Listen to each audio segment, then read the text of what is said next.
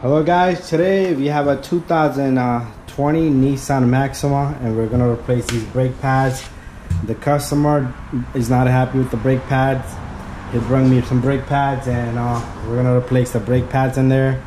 So to begin with, you take the tire off and we're going to remove the two bolts here on the caliper, top and bottom. Alright, we do need to remove them both, because a lot of times you can remove one and then twist the caliper off and pull the sliding pin out. But in this case, this line is not that long. You're gonna stretch the line, or you could remove this little guy right here and let the line be free. But we're not gonna bother that. We're not gonna disturb that. Shouldn't be a hard job removing two bolts. So you need a number 14 gear wrench, socket, anything that you're using, and you're gonna turn that counterclockwise. All right, guys. Same thing on the top here.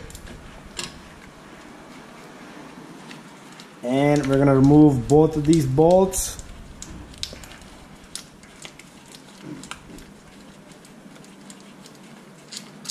There we have it, guys.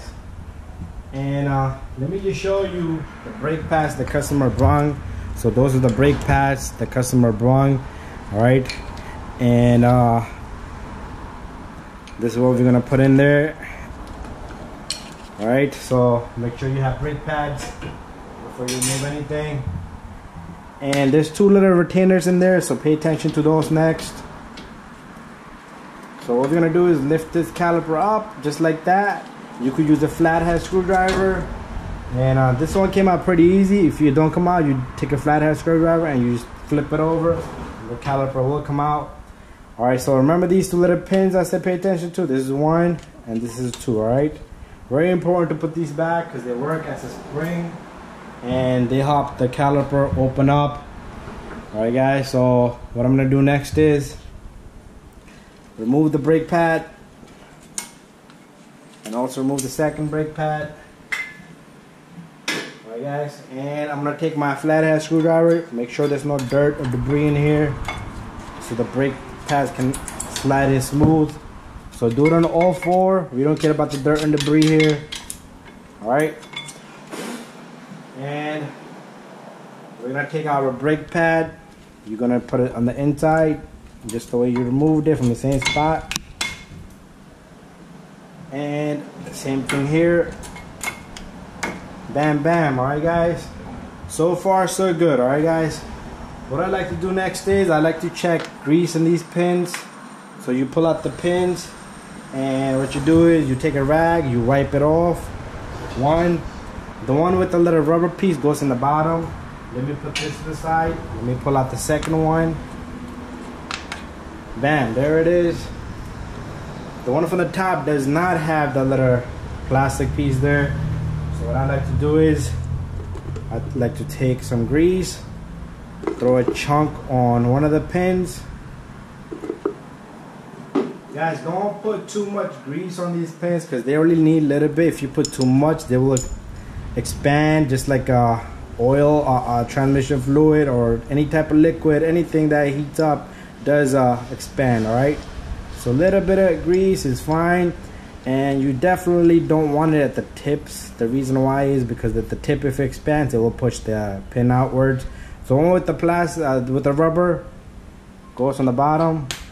The other one goes on the top. All right, guys. Also, make sure you put these little guys in. Before that, guys, let's compress this piston on this caliper. All right, so to compress this piston, what we're gonna do is we're gonna take one of our old brake pads, put it right there. If you have a C-clamp, use a C-clamp. If not, use a tool such as this. And all we're gonna do is we're gonna compress this piston back. When you're done, guys, doing brakes on right and left side, before you start the car, make sure you press the pedal a few times because this piston does need to come forward a little bit, right? And that will, if you don't do that, the car will not stop. So these two little retainers, they will jump, so make sure you hold the brake pad because they're gonna make the brake pad come out.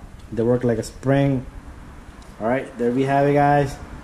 All right, guys, pay attention to this little brake line because you don't want to twist the brake line. And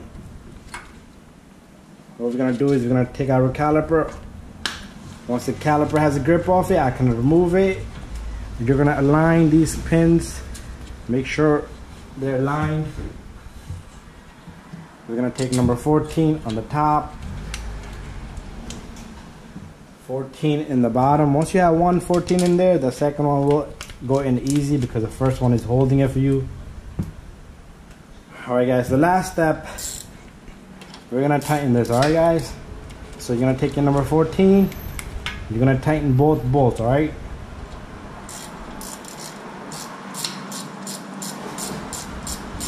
Again guys, make sure you do pump the brake pedal before you start the car, because the piston needs to come back and retract back to its spot to squeeze that caliper. It does has 1 or 2 pumps that might not apply the brake, alright? So I'm gonna tighten this and I'm gonna tighten this, alright guys? Very critical to tighten these bolts, alright? I've seen these bolts loose.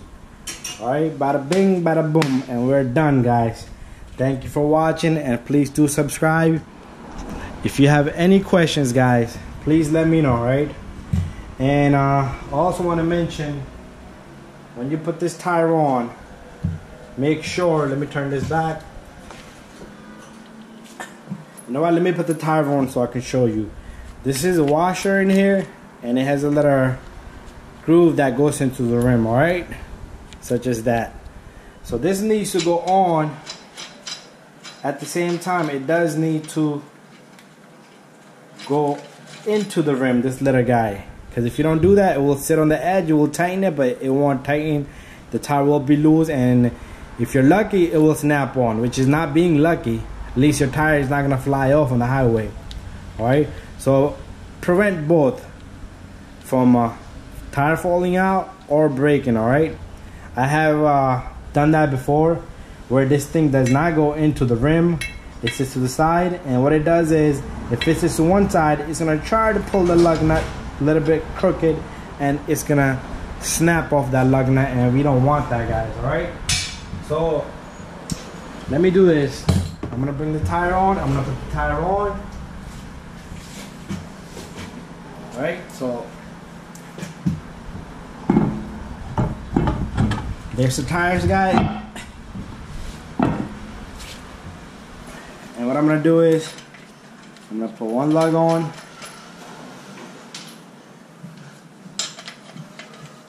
Second lug is going on. And third lug is going on. And I know this is boring, but I'm just trying to give you that little bit of extra information. And the fifth lug, alright? So what I like to do is, I'll just pull the rim back a little bit, and it will make the lug nuts go in. And now they're sitting into the rim, alright? They're not sitting to the side or to the angle. Alright guys, from here you can tighten it guys. And make sure you tighten it to the specs of the manufacturer. You can find that on Google. Send me a message, I can get it for you. I'm gonna be having my mechanic tighten all of these tires. I did brakes on this called All Around. Alright guys. And last thing I want to say is, please do subscribe to my channel. If you have any questions, please send me a message, alright? If I miss something, I know a lot of guys like to say things. Please don't be mad, just put it out there, send it in a message. And if I missed it, you can help by telling other people what I missed. Pretty much in this video, I did everything that I like to do, alright? Except the greasing on the brake pad, because the customer did not want that, and we do charge a little bit of extra for that.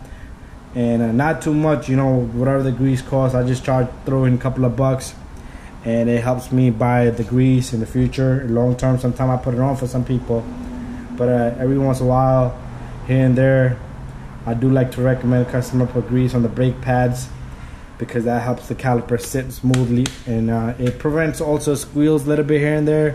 But anyways, thank you for watching my video guys. If you have any questions, please send me a message, subscribe, share, and like all of my videos. And I'll see you on the next one.